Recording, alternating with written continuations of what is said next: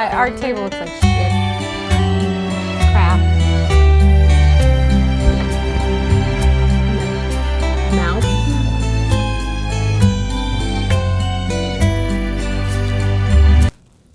Hi, I'm Curtis. I'm Amber. And we're Board Game Faces. And today we're going to be doing a top 10 list. We're going to be doing top 10 gateway games. Gateway games. What's a gateway game? So a gateway is going to be a game, if you're a gamer that has only played Monopoly, Sorry, Clue, Scrabble, bless your hearts. It's fine. That's why we're here to help you. And we want to show you the gateway, a portal, if you will, to a new type of game. And these ones are wonderful segues to take you from those classics into a It's new basically realm. games that we've tried with people that have only played games like Monopoly, Scrabble, Yahtzee, Cranium, stuff like that. Balderdash. I mean, there's some good games in the pre-gateway games. Yes, there But are. these are games that you can introduce to those people, or let's say you've never really even played games. These are games that can help you get into gaming. Say, like me, when I first started, I watched some YouTube videos. I tried all these different games, and some of them weren't really gateway gamer games. Some of them were like further down the rabbit hole games that I was like a little overwhelmed with because they might have been like top 10 games on some nerdy gamer website. But for me as a new board gamer, I was like, what is this? How is this like a top 10 game? It's like you got to read some rule book 500 pages thick. And Nobody wants to do that when you're used to those simple games with literally a page and then the back of rules. So these are games we've actually tried with people that haven't ever really played hardcore or Euro games or new age games, I guess. yes. So we basically made a list of like 15 or 16, I think it's 16, that we compiled like our top 15, her top 15, my top 15, and then we came up with, I think, 16. Yes. So we'll just start from there. Let's do it. All right, I'll start with the first one. The first one is Survive. This is a cool little game where you basically have a bunch of people out on an island. You're trying to escape Atlantis before it burns up from a volcano. Okay. So you've got all your little colored people out on the island, and you're trying to get them to safety on the little boat before the island basically gets destroyed and they get eaten by sharks or crushed by a whale or some big dragon thing comes and eats them. Yeah. So it's a great game. It's actually been around for like 50 years or something. 5 million years. At least 30, because this I is used to the play it as a 30th kid. anniversary edition. I've had this for a couple years. But it's good for, you can play it with kids, with families, you can play it with groups, with people who are drinking. So a lot of options there. Yeah, it's funny. It's pretty brutal. Your people are getting eaten left and right, so you just got to assume most of them are going to get either eaten or destroyed in the volcano. But as long as you're cool with that, it's a simple game that you can explain to a new gamer within Very a few quickly. minutes. We played it with your sister once, and she caught on really quickly, and she's not a gamer, so She's not, bless her heart. yeah. So Survive, Fine. great little Yay. intro game. Okay, so the next game on our list is King of Tokyo. So King of Tokyo is you're going to be rolling dice, and you're a monster, and your friend's a monster, and the other person's a monster, and basically you're trying to become the King of Tokyo. So pretty simple. It's fun for many people because you can roll dice. That's kind of brainless. You can do attacks, things like that. But it keeps it pretty...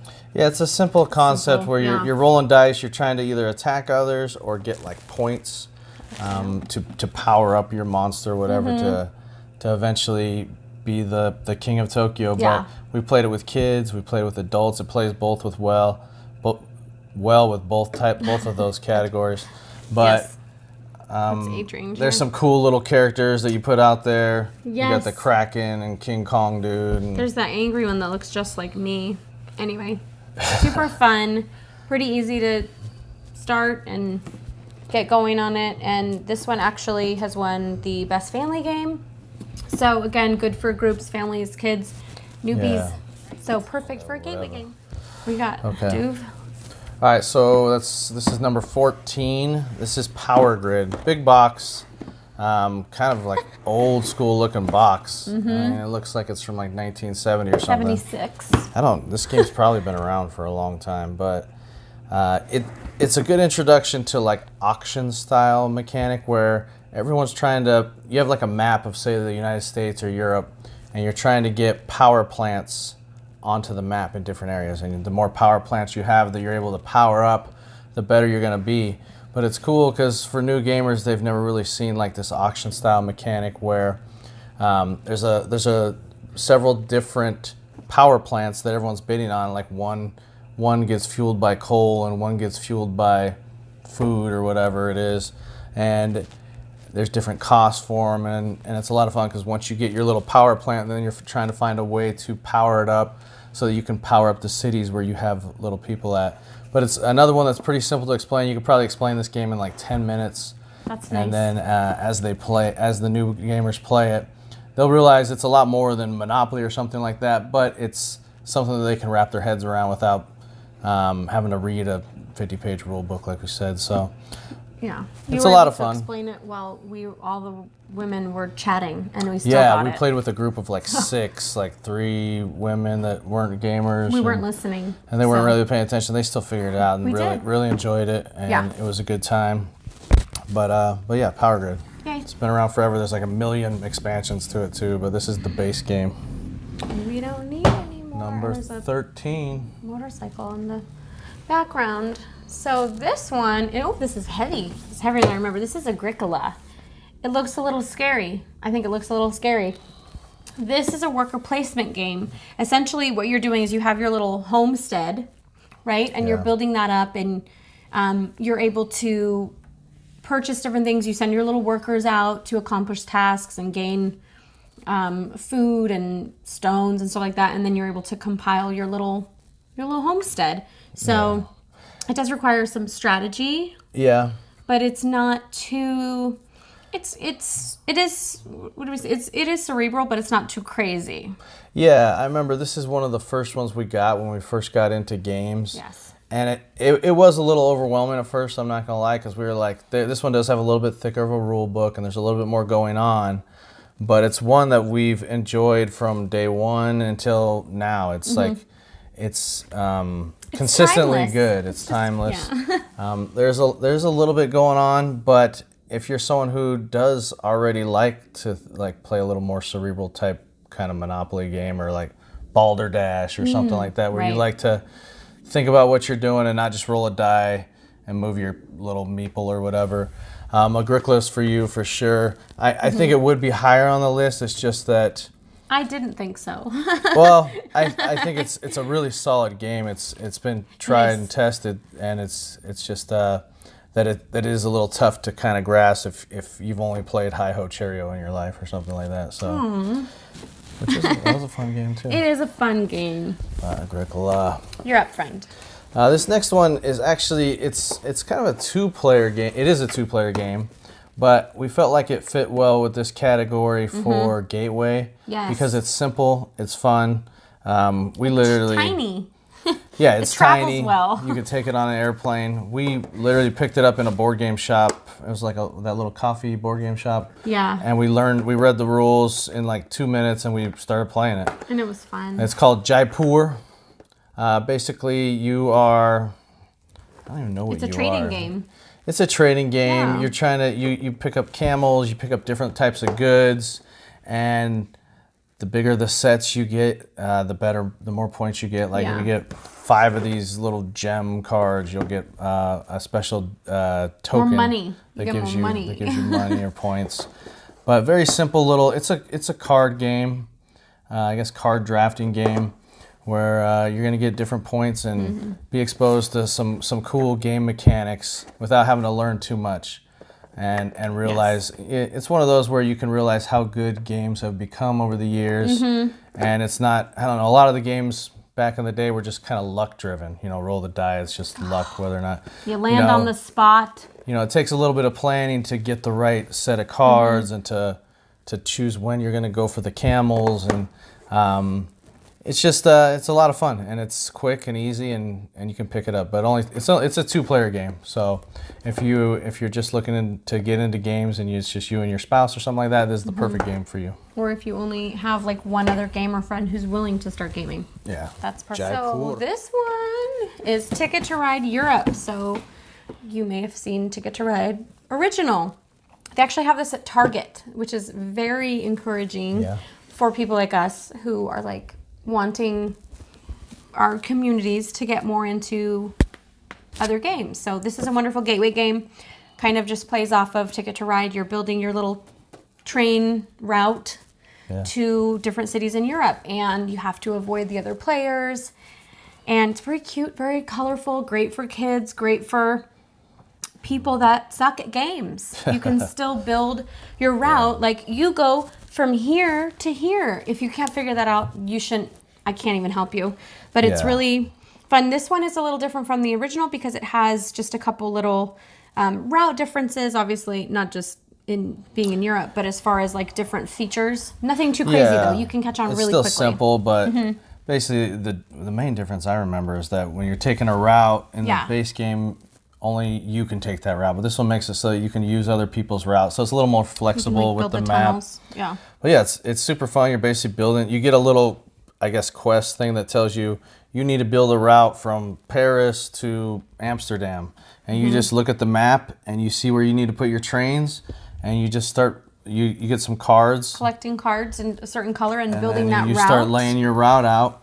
But it's as simple as that. You kind of get your little plan ahead of time. You're like, I need to get from here to here. And then once you get your train from there to there, you can kind of set that card aside and then start working on the next card. Yeah. But very simple, fun for everyone. Our kids like it. I mean, we've introduced it to lots of new gamers, and they always like it. Yes, catch on quickly and no issues. Yeah, definitely a great gateway game. Yeah, and get it at Target. Yeah, that was number 11. Sure. Now we're moving on to number 10. This is a big kind of like daunting box. It looks Lords scary. of Waterdeep. But when you break it down, it's really simple. I remember when I actually first picked this up, I didn't even want to look at the rules. But once I learned how to play, it's actually a very simple game. It's even Dungeons and Dragons. I was like, that whole theme kind of is a little daunting and scary seemed and weird. Overwhelming. A little weird for some Bless people. their hearts. But basically, you're just going out. You're sending your little workers out to worker placement, different locations in the city of Waterdeep, and you'll get like different cubes, and the cubes represent like rogues. Like if you get like a orange cube, that's like 2 rogues. We just happen to have another game set up. Yeah, but that's handy. But you get the cubes and you start collecting them, and then once again, kind of like Ticket to Ride, you have your little quest, and it tells you need 3 orange cubes, 2 purple cubes, which the purple cubes maybe are like wizards, and you're collecting all these people into your tavern, and then you're gaining influence in the town of Waterdeep, and it's really simple. You know, once you have enough of those cubes, you're like, all right, I can complete this, and then anytime on your turn you complete it, and then you move points on the board. But really great. There's a couple expansions for it that we love as well, where you can go to kind of like the seedy part of town, Skullport, and delve into some wild things out there. But simple. We've taught it to new gamers once again, and they always love it. They're like, what's that? What was that one game you first introduced me to? I want to get Lords of Waterdeep. Yes. But it's not at Target, I don't think. It might be. It might be now. But it looks overwhelming, but it's definitely, in my opinion, a gateway game for worker placement. So, Lords of Waterdeep. Yeah. Okay, so the next game we have is Ethnos. So Ethnos is based on a map, and you're collecting cards to place your little people, your little tokens on different areas of the map. You want to get the most. You want to have the most of your people on any given geographical area. Yeah. We played with our kids. This is like a Friday night game for us. So, this is one that might surprise some people as a gateway game, but it's really simple, and you can play with a lot of players. So say you have a group of 6 people. It's another one. We had a big group, and we weren't sure if it was going to work with this game, but it worked really well because you're teaching some of the basic ideas of like card set collection. Like you were going to collect like 5 trolls, and once you have 5 trolls, you can put your little disc out on the map. Like, say there are 5 blue trolls. You can put them out on the map, on the blue area of the map, and then you start stacking those discs up, and whoever has the most in that area is going to get points at the end of the rounds. But it's really cool how it works. It's honestly, when you play it, the actual components are not that great looking, but the gameplay is really fun. It is fun. Yeah, but you're collecting trolls, and what are some of the other ones? There's like there's wizards. And There's like a mermen, seahorses, and and stuff. stuff. But it's fun. It's mystical and that kind of fantasy themes. Yeah. And the thing is, this game is different every time because you use different characters. This game you might not use the trolls. You'll use like the warlocks or whatever. it keeps it fresh and fun. So you keep using every game. You use the different characters, and they have different abilities. But a lot of fun. It teaches you area control, controlling different areas of the map, set collection. And in my opinion, it's a great intro game for new gamers. Yes, it is. Yeah. Yay for Athnos. All right. Next one is another big box. Champions of Midgard. And this actually isn't the original box. This is a Kickstarter expansion box, but Obviously. the base game. Champions of Midgard, and this one includes 2 expansions, the Dark Mountains and Valhalla. But just the base game alone, Champions of Midgard, is a great gateway game in my opinion. It's not one that a lot of people maybe have heard of, like that buy their board games at Target, Walmart. But you can get it online, and I'm sure probably any board game shop would have this for game. sure. Yeah. In any local town. But basically in this game, you've got fighters that are going to fight against dragons and monsters and stuff. And those fighters are actually dice. So you're going to roll your dice. Let's say you send out 5 fighters and you're going to get to battle like a dragon. And let's say you get like 5 hits and the dragon has 4 health. You're going to kill it and you're going to get rewards. And then to get to that point where you acquire those fighters, you got to send workers out on the board to maybe get like a red die that is like an axe fighter who does a lot of damage with axes. Or you'll send another worker out and get a green die that is like a spear thrower, and like 3 sides of the dice will have like a spear hit, 2 sides will be blank, and maybe 1 side will have a shield that blocks when the monster attacks you. But really simple mechanics. You just send your worker out, you get like meat to feed your people, you get like boats to go out and fight the monsters, and a ton of fun. You can play with a lot of people as well. It's maybe a little bit more in depth than some of the others. Like you might have to actually read the rules or watch like a video on YouTube how to play it. Yes. But one I highly recommend. Matter of fact, this is the first game I introduced to my cousin who had never really played board games. And he went out and bought it like the next week. And now he has a board game group that mostly just plays this game. So, great little game. Champions of Midgard. Yeah.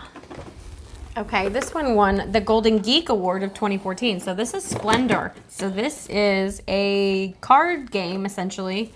Not your typical card game. So you're collecting different Like chips. gems. Yeah. Yeah, little gem chips. And then you're purchasing different cards and accumulating more diamonds, different ones, rubies, emeralds, all the things. It's very fun, very easy to grasp. You can learn in a couple minutes.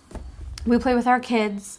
We play with, we've played with folks who don't have a great gaming background. Yeah. And they've done really well and really enjoyed it. So that's a really fun one. Yeah, solid little game. Like I said, the chips are fun because you get to hold these chips. It's kind of like holding poker chips, and you're trying to, some are red and green and yellow. And once you get a certain amount of red and green and blue ones, you can go buy that card out there because it costs 5 red, 3 blue, and 2 green. And you're like, oh, this one's very good. It's worth like 4 points at the end of the game. And so you're trying to just get the more chips that you can. And then you're also building like a permanent inventory of card chips. So basically, like, let's say you need to get 5 red chips and you have 3 here, but you have 2 permanent cards that are red chips.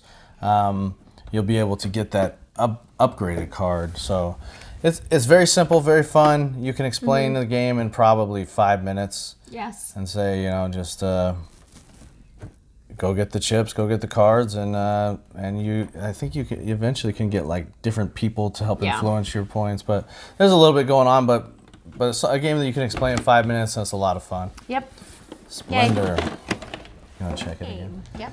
All right, moving on to number 6. Numero 6. You're just pulling. You're like backing in a Talk forklift about with these giant Boop, boxes. Boop. This is probably, was this the first game we ever played?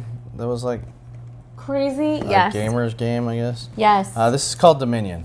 Massive box because it has the base game and then it has 2 expansions. It's the regular one is not this big. Do not be No. deterred. Yeah, don't get overwhelmed by the box. Don't be scared. Simple game. It's the first card drafting game we ever learned.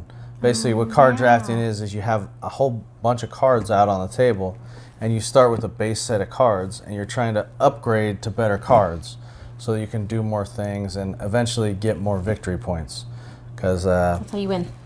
you're trying to use the money that you have in your cards to do actions to buy better cards. And let's say you spend like $3 in your hand to get a $3 card that you can use to buy more powerful cards. So How it's, did you do that with your hand? I don't know. I don't know what happened. But yeah, it's basically it's a card drafting game. You're I don't know how else do you describe card drafting. I You're describe to it get like shopping. shopping. You have money, Yeah. cards of different values, and you want to get that thing. Do you want this thing? Do you want this thing? Do you want this thing? It's 100% shopping. If Yeah. you don't like shopping, it's not like shopping. shopping for better cards. There you go. Dominion. It's like life. You're like, I like this, but I think I want to upgrade. But very simple game. Yeah. We were taught this game in I think like less than 10 minutes. Yeah. And we picked it up you actually won that very I first won. time. So, So, yeah. That's cool. We're- Number 5. Oh, that's me. There you go. Okay. This one you can definitely find at Target. This is the Settlers of Catan. So even if you are of the old school of the Monopoly Clue version of life, things like that, and you're playing those games, you should recognize this one. This has been around for many, many years. Yeah. Very popular. You're basically building your settlement. Is that what we say? Or Yeah. it is a settlement. You pick a couple places on the board. You're going to build your own your roads. You're building rows You're between collecting the goods different and areas. wares throughout the game, and it's a dice rolling or die rolling. Whatever. Anyway, Yeah. very good for newbies, good for kids, good for people that aren't good at games. It's good for them. Yeah, there's not a lot of strategy, and there's a little bit of luck based in this game because basically you produce goods on the areas, like there's numbers all across the board. And let's say someone rolls a 7. Well, I'm not going to use 7, but say someone rolls a 6, and you have your little house on a tile that has the number 6 on it. You're going to be able to produce goods on that area. You're like, yeah, someone rolled a 6. And that is the little bit of the luck factor, but it's still fun because there's a lot of expansions to it as well that you can get. But even the base game is just fun. It's one of the first games that we picked up early on. They do have one for And- kids, but this one, the regular version, can be played with. I think it's just older called kids. Catan now. If you're going to go out and try to get this game, it's just called Catan. They Oh. got rid of the Settlers of for some They're reason. fancy.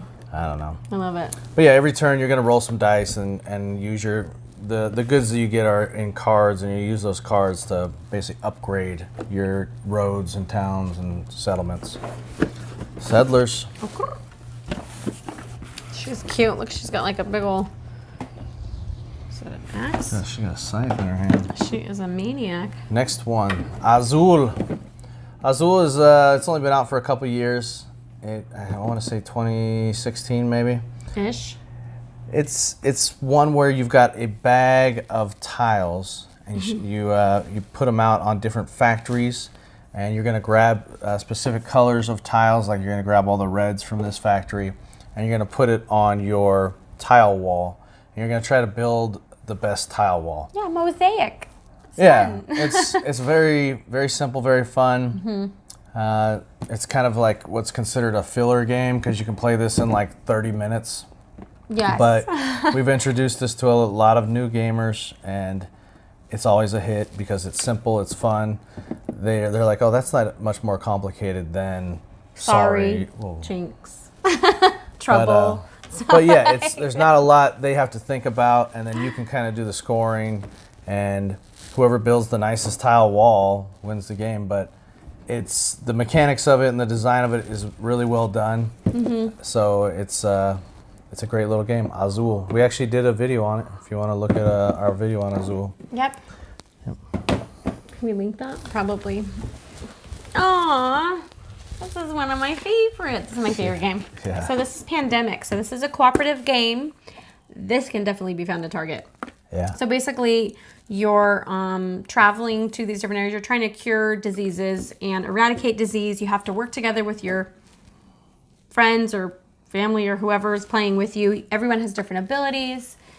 And essentially, you're drawing cards of different cities and whether disease strikes there or not. And you have to work together to be able to eradicate the different diseases. And it's so fun. But yeah, you work off each other's abilities and... Yeah, this is the first game we Save the were world. introduced to that's a cooperative game where you're all working together and Yes. you're not fighting against each other, which is Yeah. kind of nice for some gamers that maybe don't like that they don't win every time or come in third place every time. Yeah. You all win together, you all lose together. So great for intersperse kind of it. like team building type Yeah. stuff or just as a family where the kids don't get along when they play games because you're all having to work together. So good for stuff like that, and it's a lot of fun. It's a well-designed game. So fun. I love it. It's her favorite game. It's my favorite. Yeah. All right, we've made it to the number 2 game for Gateway Gamers, Carcassonne. I love this game too. I love it. You can tell so just by looking at much. this box that we've introduced it to a lot of new gamers. Yes. It's got a lot of wear and tear. It does. We've taken this on trips with us because when we go visit family or friends, we're like, well, we could show them Carcassonne, and we could explain it to them in like 2 minutes. And it's so fun and amazing, and you pick it up really quickly. So many different age levels can play it and different skill levels, and I don't even know how many people have bought this game based on like us having them play it with us, and then they're like, oh, we went out and got that. So it's so fun. They do have one for kids as well. Basically, This you're one's laying little fine. tiles and you're building castles and you just have to follow the landscape. Like you can't put a road that goes into a river or something Right. like that. Don't So be you're silly. just laying tiles and you're like, okay, that can go there and I'm going to build my castle out here. By the time you're done, it looks like this beautiful city with all these castles and rivers everywhere. It's a real city. Oh, Carcassonne, yeah, it is. It kind of made us want to go to the city of Carcassonne to Yes, see what no, it's all we're about. so going when we do go to Europe. And this is the first game that introduced us to meeples. Meeples are like the little pieces in these games. For those of you who don't know what a meeple is, it looks like a little dude. It's your tiny little player The representative. different colors. Yeah. Yeah. And I did get purple ones. Oh, you did, yeah. I did. So was that's pretty fun. neat. Yeah, it's wonderful. It does have a little bit of luck, a little bit of strategy. Very simple. Very fun.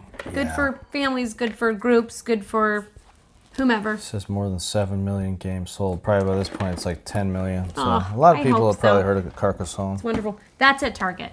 Yeah. Shout out. We're up to number 1. This is our number 1. Is there a Number 1. horn that we can sound or some sort of a Yeah, we'll sound something. Dixit? Fix it. Dixit. Okay, so this is actually the expansion. It's a smaller box initially.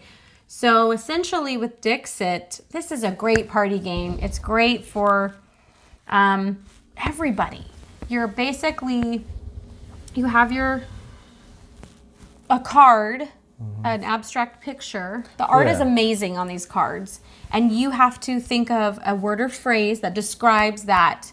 And everyone else has a card as well. And so you're all putting down the cards and you have to guess which one fits it best, and whoever guesses it. Yeah. What is that comparable to? I know there's something. Yeah, it's kind of hard to describe it, but it's very simple to play. Yeah, you've got a picture on there. Say you've got a dragon, You're the storyteller. and you might use a word to describe it like fire. So other people have a stack of cards, and they'll be like, all right, what card do I have that looks like fire? So they might have like a burning coal fire or something, and they'll put that card, and then you mix them all together blind, and someone will try to get into your head and see which card you described with the word fire. But it's really Yes. fun, and it's simple to play. The pictures are great. It plays in about, 45 minutes with a group of 6. It is a party game, but you can play it with gamers as well. Yes. I think this is actually a base game, but it's not like the original version of the game. But then there's a bunch of expansions with more cards. Basically, we got the the more cards are just more pictures. Yes. When you look on the back, there's just all sorts of different pictures. I remember we've used all sorts of descriptions to describe the pictures, Harry Potter or down the rabbit hole or yesterday. Technically, you're supposed to You use can one, use like one word. inside yeah, joke, yesterday. stuff like that. But it's very fun. But it's funny, like everyone laughs. It's a good time, and it's pretty Yes. competitive. You're moving your little. Because you want people to, you want them to guess yours, but not because of how many people are Yeah, playing. you don't want Little your tricky like that, your but- clue to be too obvious. Because if everyone then gets everyone it will right, guess it. they all score points, but you don't. So you want it to be a little bit like ambiguous. Split vote. Yeah. But it's very fun. I don't think anyone that we've played with has not liked it. So Yeah, every time we've introduced this game to like a new group of people, they love it. They're They like, love oh, it. we want that game. When can we play Dixit again? So Yeah. it's amazing. So that's number one. Number 1, Gateway Games. So yeah, these are amazing. These are great starts to kind of Get people playing get games. into a new little Well, because like when you era. go to when you get older, like in my job, nobody plays games anymore. But this is a way to get people gaming. Like a bunch of people I work with now are like, Yeah. hey, when are we having a game night at your house? And I'll always throw out one of these games because they all enjoy it. They all keep asking for it. And then I have my own set of games that I play with like heavier gamers, Euro gamers, and stuff like But that. it's good for communities, families, groups of friends. Like it's a really good way to hang out and, you know, have a drink or not have a drink or whatever, and just kind of build those relationships without everyone stuffed in their phone. So, True. yay. Yeah, play some games. Thanks for watching. Like, subscribe, share. Yeah. And Appreciate you. yeah.